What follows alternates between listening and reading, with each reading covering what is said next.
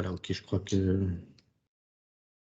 que nous pouvons démarrer maintenant. Donc, bienvenue à cet atelier, à ce premier workshop du comité des utilisateurs de la Banque Carrefour d'échange des données, qui est une présentation de ce que nous sommes pour des personnes qui ne nous connaissent pas. Donc, c'est une première approche. Sachez que pendant toute la présentation, je vais utiliser l'acronyme BCED pour parler de nous. Donc, retenez bien, quand je dis BCED, ça veut dire en fait la Banque Carrefour d'échange des données.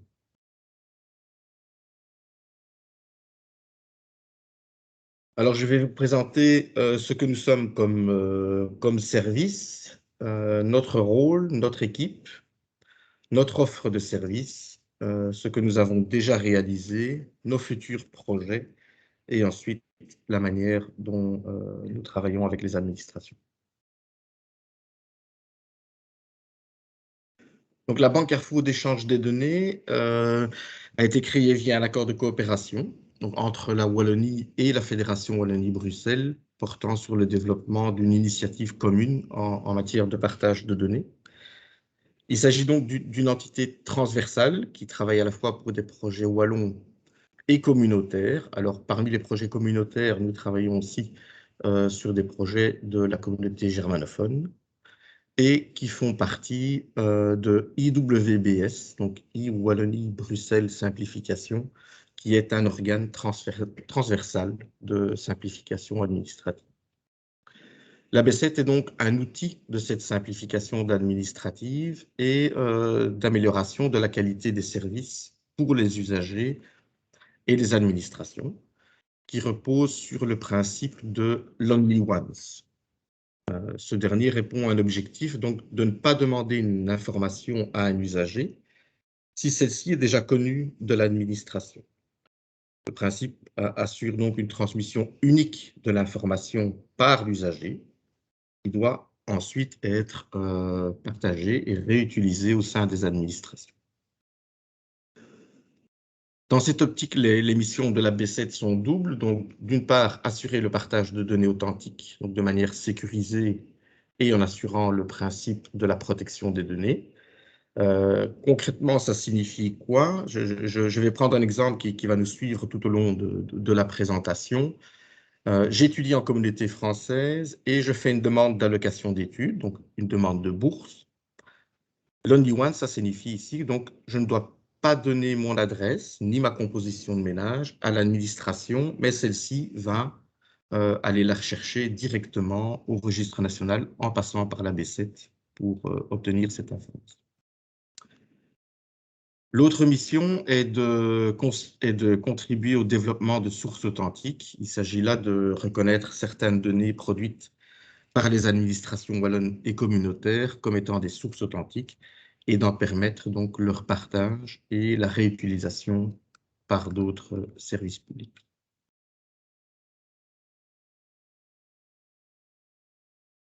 Donc, l'accord de coopération identifie deux fonctions essentielles pour la B7.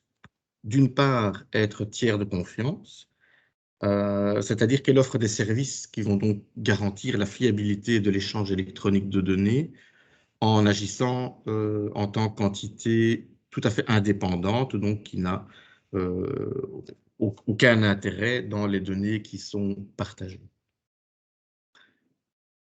La deuxième fonction, c'est celle d'intégrateur de services, ce qui signifie donc qu'elle a pour rôle de fournir des services d'accès aux administrations qui vont consommer des sources authentiques, et ça, évidemment, dans le respect, bien entendu, du RGPD.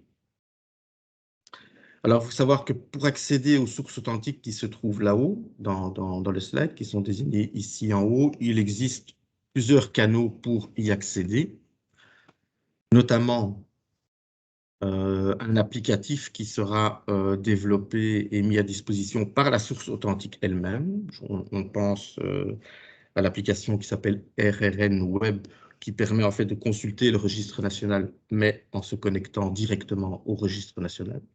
C'est le petit bonhomme qui est ici. Des web services.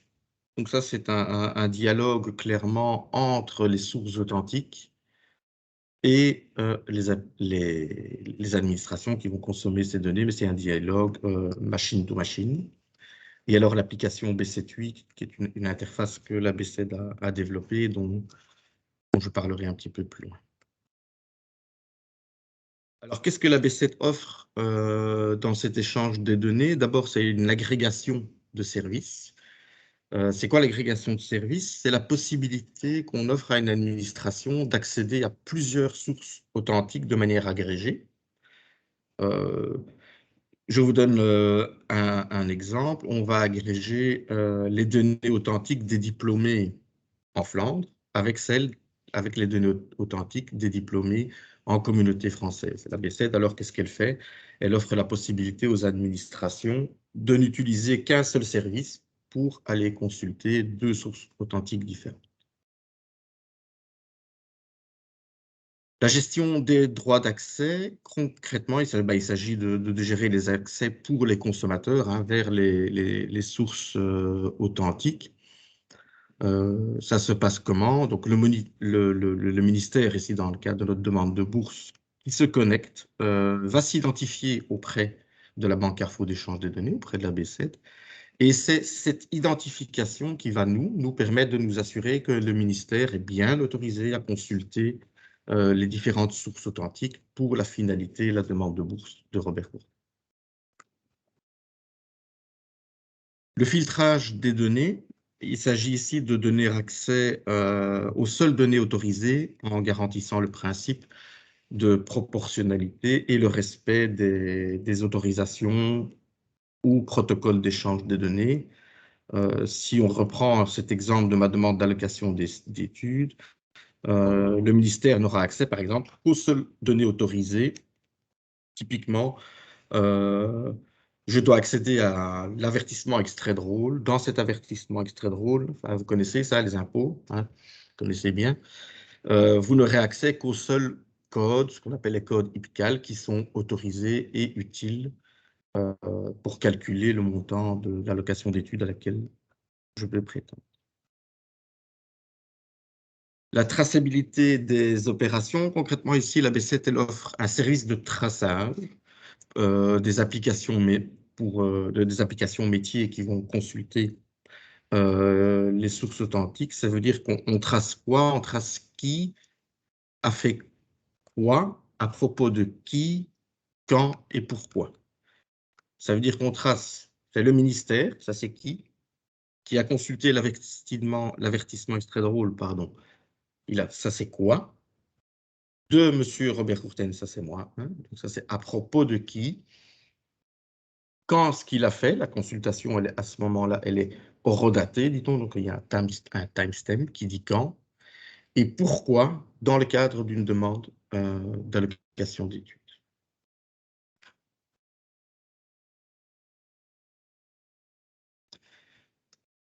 Donc, afin de remplir toutes ces missions, la B7 elle est structurée autour de deux pôles qui remplissent chacun des missions spécifiques mais complémentaires.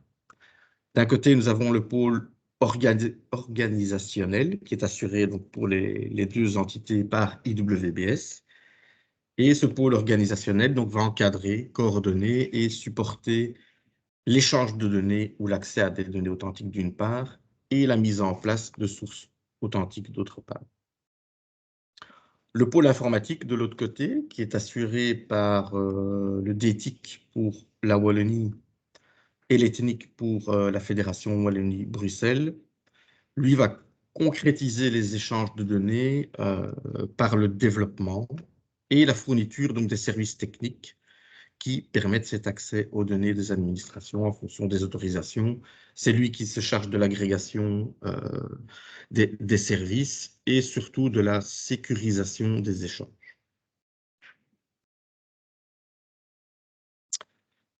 Alors, la B7, c'est une offre de service qui évolue et qui s'adapte à vos besoins. Alors, n'ayez pas peur, effectivement, le texte est volontairement flou ici. Ne vous inquiétez pas, on voit tous la même chose. Vous n'avez pas tout à coup des difficultés, mais je vais les développer par la suite. ce qu'il faut comprendre dans ce slide, c'est que la B7 fournit différentes catégories de services, donc parmi lesquels accéder donc, à des sources authentiques. La cellule partage des données alors se charge d'encadrer la mise en œuvre de l'échange des données et gérer des données. Donc ça, c'est la cellule data de la B7 qui s'occupe d'apporter tout le support nécessaire dans l'encadrement des sources authentiques de la Fédération Wallonie-Bruxelles et de Wallonie.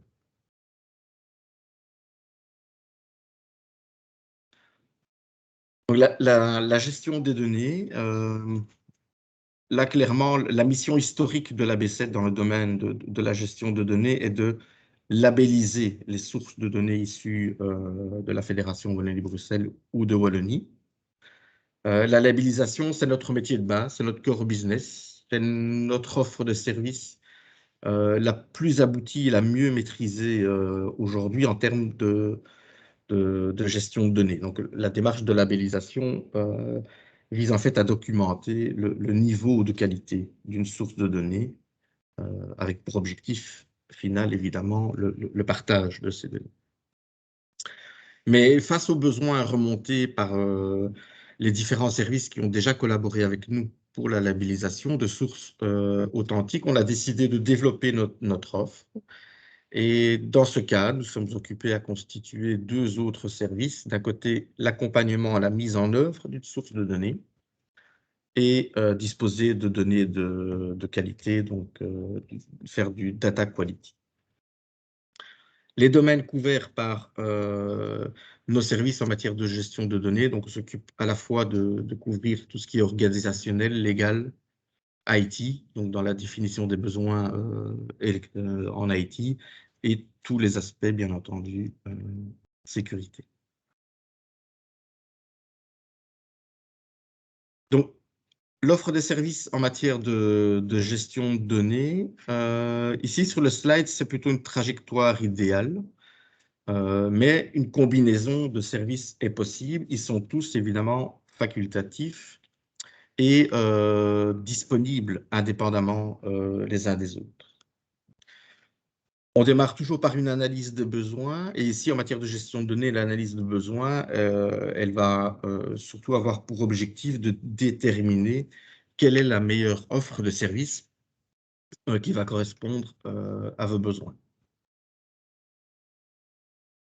L'accompagnement à la gestion de sources de données, donc là, on vous aide réellement à mettre en œuvre une source de données à travers différents accompagnements qui sont par exemple la description du périmètre des données. Donc, est-ce que vous gérez des données sensibles à caractère personnel? Est-ce qu'elles vous sont fournies par l'extérieur? On vous offre aussi, on vous aide, on vous accompagne à l'analyse de vos bases légales, à la rédaction d'un glossaire. Donc, l'objectif du glossaire, c'est quoi? C'est d'avoir une définition commune des données afin que, au sein de votre propre administration, tout le monde parle le même langage et donc puisse se comprendre. On offre un accompagnement également à la gouvernance de données. Donc, la gouvernance de données, c'est quoi? C'est d'écrire le cadre en fait, qui favorise la gestion des données et d'écrire en particulier le cycle de vie d'une donnée, la façon dont elle est créée, est-ce qu'elle est acquise, son utilisation, comment est-elle stockée, est-elle partagée, et on va jusqu'à décrire évidemment, jusqu'à sa destruction. Ensuite, la labellisation, donc ça comme je vous l'ai déjà dit, hein, la démarche de labellisation vise avant tout à documenter le niveau de qualité de la source de données, et donc à travers une analyse assez complète de la gestion de vos données, de vos bases légales, et aussi une analyse sécurité. À ce moment-là, nous, on vous aide à faire en sorte que vos données puissent être réutilisées. La qualité des données, donc le data quality, il faut partir du principe que la qualité d'une donnée n'est pas intrinsèque, ce n'est pas quelque chose d'absolu, elle n'est envisageable qu'en fonction de son usage. Et Elle va être définie selon plusieurs critères, son profil, son exactitude, des notions de complétude, d'intégrité, de disponibilité, entre autres. Et donc, nous, on vous propose d'analyser cette qualité de vos données et on vous propose aussi des solutions d'amélioration pour améliorer cette qualité. Tout ceci se fait dans l'objectif de vous permettre d'échanger des données avec d'autres administrations en fonction de leurs besoins.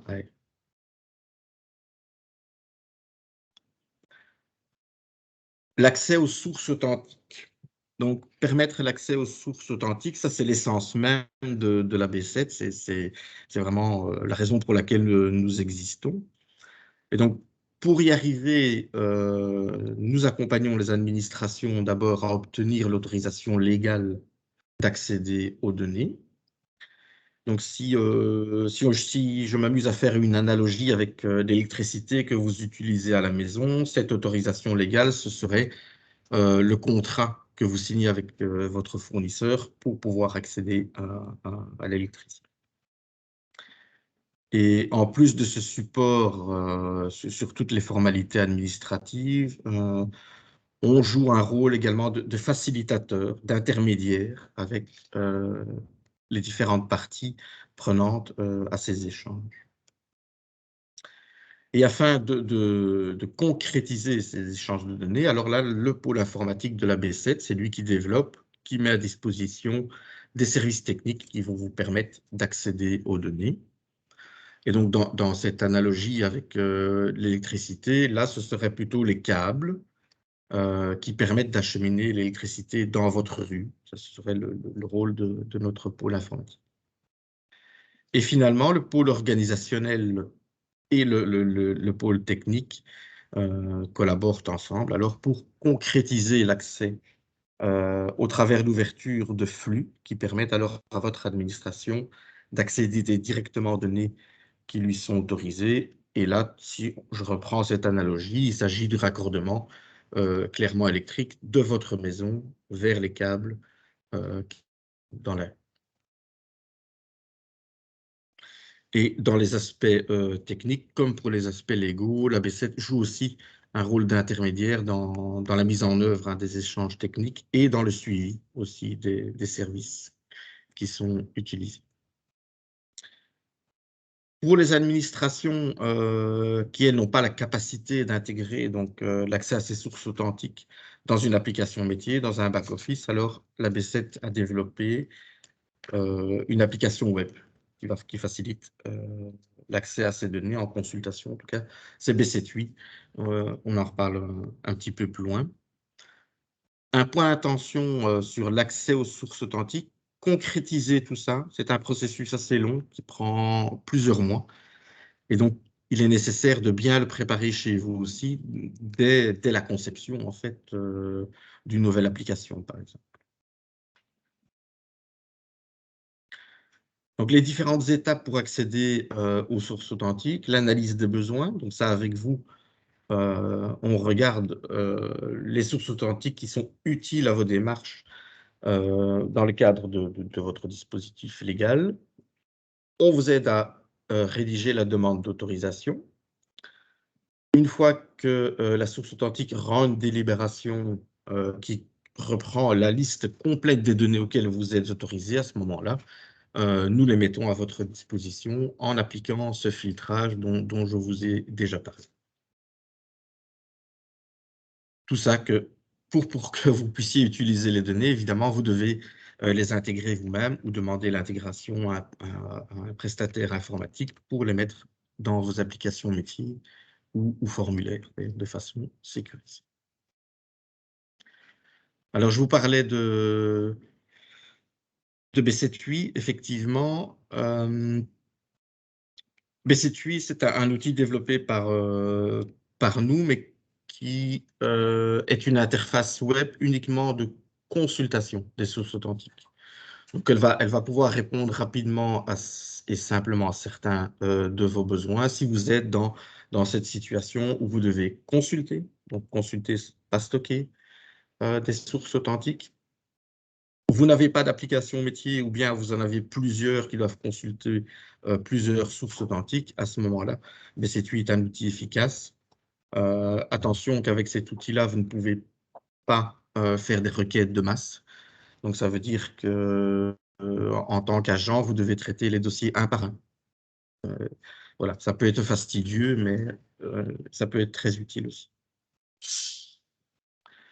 Alors, depuis tout à l'heure, je vous parle de sources authentiques, et donc, je peux vous donner un exemple de quelques données qui sont disponibles chez nous. On va distinguer, en tout cas en matière de sources authentiques, celles qui sont relatives à des personnes physiques, donc typiquement le registre national qui donne la signalétique d'une personne, hein, son adresse, sa date de naissance, composition de ménage, photo, etc. Ou des données relatives aux reconnaissances de handicap. Et alors, on a aussi une autre catégorie de données qui sont des données autour des employeurs, typiquement le répertoire des employeurs ou la banque Carrefour des entreprises qui vont donner des informations, là, effectivement, sur les employeurs, sur les personnes morales. Voilà, l'ABCD, ce sont des réalisations et des projets. Donc, en termes de réalisation, ici, à la moitié de l'année 2021, c'était 390 accès aux données authentiques concrétisées. Alors, quand on dit un accès ici, un accès, c'est quoi? C'est un flux, ça veut dire que c'est une administration qui accède à une source authentique pour une finalité bien précise.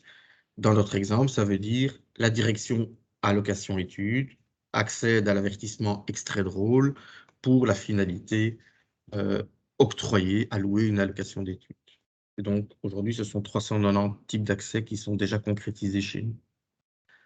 Ce sont 2,5 millions de requêtes par mois. C'était le cas en début 2021. Ça a sans doute déjà pas mal augmenté. Si on fait la distinction, une requête, c'est quoi? Ça, c'est l'administration qui pose une question à une source authentique, donc au sujet d'une personne ou d'une entreprise. Dans mon exemple, une requête, c'est la direction d'allocation d'études, demande l'avertissement extrait de rôle de M. Courtens. Ça, c'est une requête. La même direction interroge le registre national pour obtenir mon adresse. C'est une autre requête. Pour obtenir ma composition de ménage, c'est une autre requête. Donc, au total, ce que je viens de vous dire, ce sont déjà trois requêtes différentes. Ce sont aussi 23 sources authentiques exposées actuellement. Donc, dans l'exemple ici d'allocation d'études, vous allez retrouver déjà 2 sources authentiques différentes. Le service public fédéral finance pour les données de l'avertissement extrait de rôle et le service public fédéral intérieur pour les données du registre national. Ce sont 2 sources authentiques légalement désignées. Alors, légalement désignées, donc ça veut dire qu'elles ont été labellisées et puis elles ont été désignées par le gouvernement compétent. Dans les cas qui nous occupent ici, c'est la première source authentique, c'est Céveso. Donc, ce sont les sources de données relatives à l'identification des sites qu'on appelle Céveso, hein. Donc, l'objectif est de limiter les risques de survenance d'accidents. Et l'autre source authentique s'appelle e-compte et il s'agit de la source de données relative au compte et aux finances des pouvoirs locaux.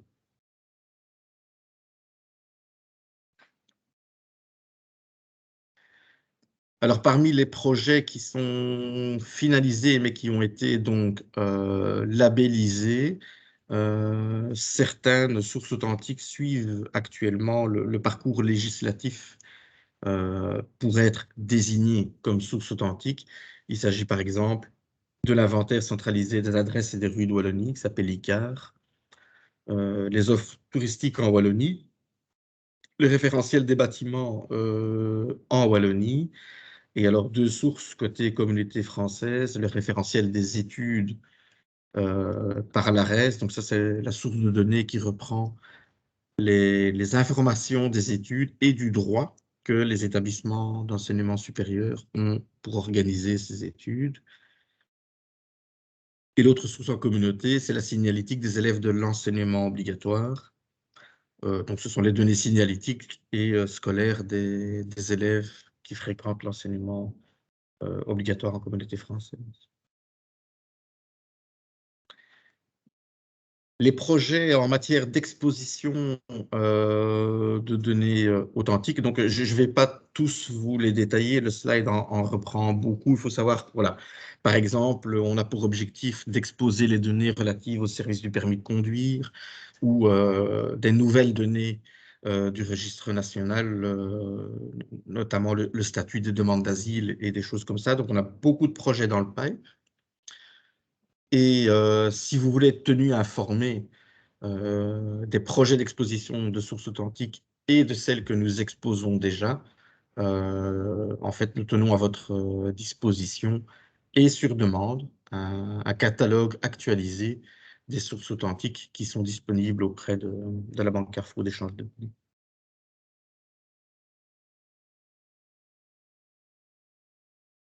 Alors, la B7, c'est avant tout une façon de travailler. Moi, j'aime bien insister sur ce point parce que c'est la collaboration, hein. Donc, quand nous, on veut analyser vos demandes, en fait, on va vraiment à la rencontre de vos équipes pour réaliser cette analyse ensemble et donc adapter notre offre à vos besoins. Voilà, on privilégie vraiment ce mode de travail en équipe, ce qui implique évidemment également de la disponibilité en temps et en ressources de votre part. Voilà, afin de renforcer cette collaboration, il faut savoir qu'il faut effectivement une implication de votre côté aussi. Et c'est un point d'entrée unique, donc pour toutes vos questions, un seul point de contact, une adresse mail, support-at support-b7 @ensemblesimplifions.be, et c'est notre point de contact. Vous vous adressez à nous par cette porte et vous aurez toujours une réponse de notre part.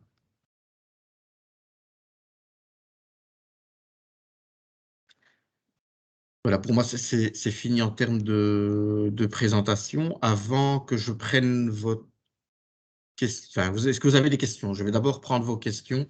Je ne sais pas s'il y en avait dans le chat parce que je ne l'ai pas sous les yeux. Non?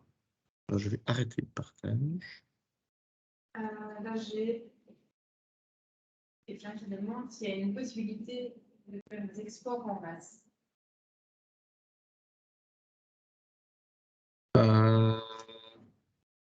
Si vous avez un back-office, vous pouvez faire effectivement des appels en masse. Voilà, il y a seulement des conditions de planification en termes de volumétrie, c'est tout à fait possible. Et si nous, au niveau de la Banque Carrefour d'échange de données, on n'arrive pas à le faire, de toute façon, on peut être l'intermédiaire auprès de la source authentique pour que vous ayez accès à des données en masse. Et on le fait déjà, on a quelques exemples pour accéder effectivement à des données en masse auprès de l'Office national de sécurité sociale, l'ONSS, ou de ce qu'on appelle le data warehouse de la Banque Carrefour de la sécurité sociale. Donc, oui, c'est tout à fait envisageable. Ce sont des projets un peu spécifiques, mais c'est envisageable. Oui.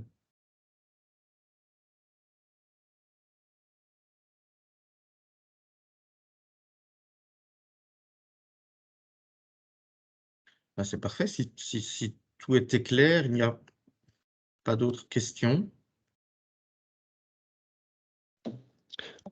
Ah. Ah. Quelqu'un qui hésite à ouvrir le micro ou...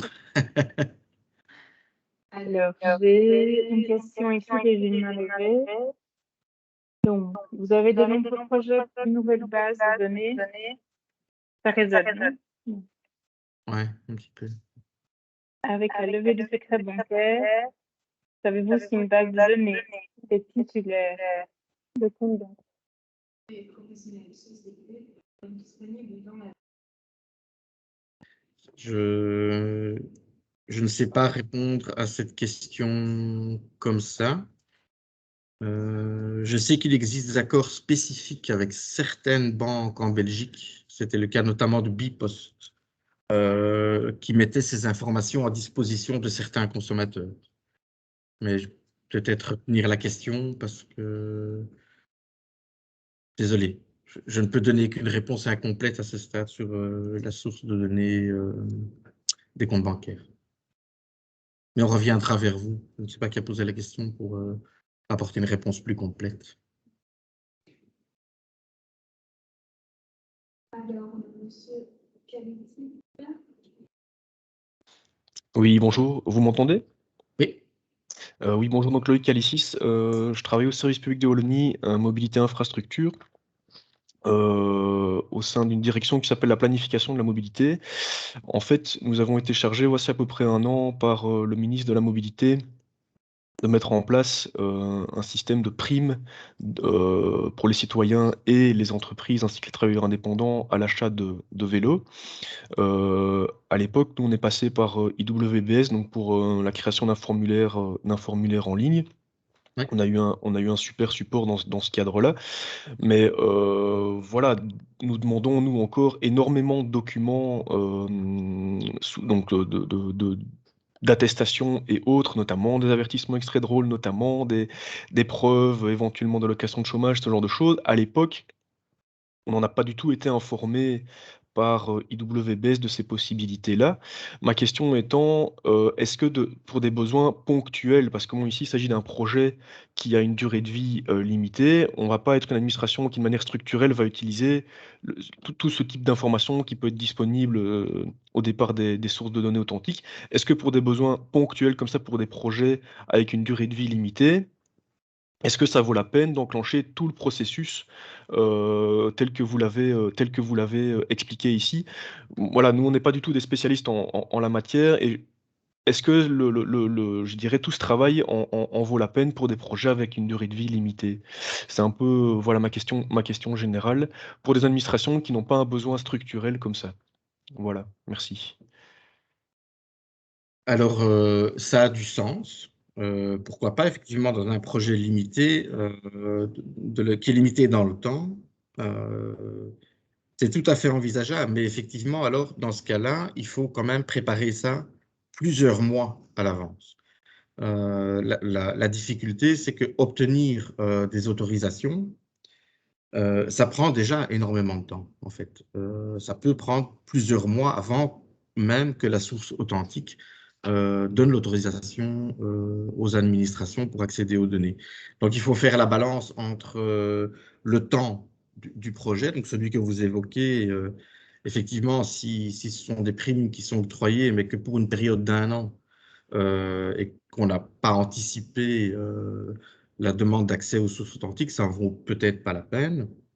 Mais si le projet est limité dans le temps et que ça dure 3 ans, alors OK, si on n'a pas démarré tout de suite, c'est tout à fait envisageable, quoi.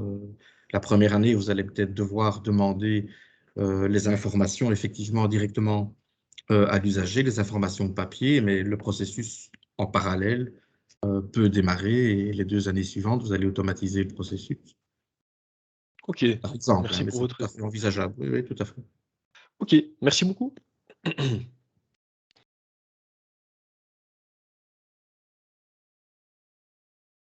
D'autres questions?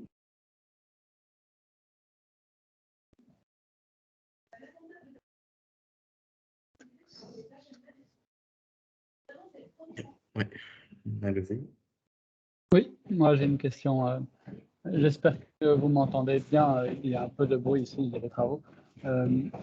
C'était par rapport aux dettes fiscales et sociales. Donc je travaille au service public de Wallonie, mobilité infrastructure dans les voies hydrauliques. Et lorsque nous faisons un marché, on doit vérifier que les soumissionnaires qui répondent à l'offre, enfin qui donnent leur offre, n'ont pas de dette fiscale et sociale pour pouvoir être sélectionnés. Est-ce que alors j'ai vu qu'auparavant on utilisait Télémark. Je ne sais pas si vous connaissez cet outil et je ne sais pas si dans l'avenir on utilisera la BCED ou pas. Télémark, ça ne me dit rien. Je suis pas du tout un spécialiste du service d'aide fiscale et sociale. Mais en tout cas, il existe chez nous. Donc, c'est un projet que vous pouvez entamer chez nous, effectivement. Donc, je vous invite, parce que je ne vais pas le faire maintenant, mais à prendre contact avec notre boîte support. Et il me semble effectivement que pour la spécificité marché des services publics, je n'ose pas m'engager, mais je pense qu'on a déjà des consommateurs qui utilisent des services chez nous pour répondre à cette question spécifique, en fait. Voilà. Je suis désolé si je ne réponds pas entièrement à la question, mais Ok, merci. Je poserai ma question à la boîte support. oui, tout à fait. Comme ça, enfin, en tout cas, on retient votre question qui est posée ici et on peut aussi prendre l'initiative de venir vers vous pour cette demande. D'accord, merci.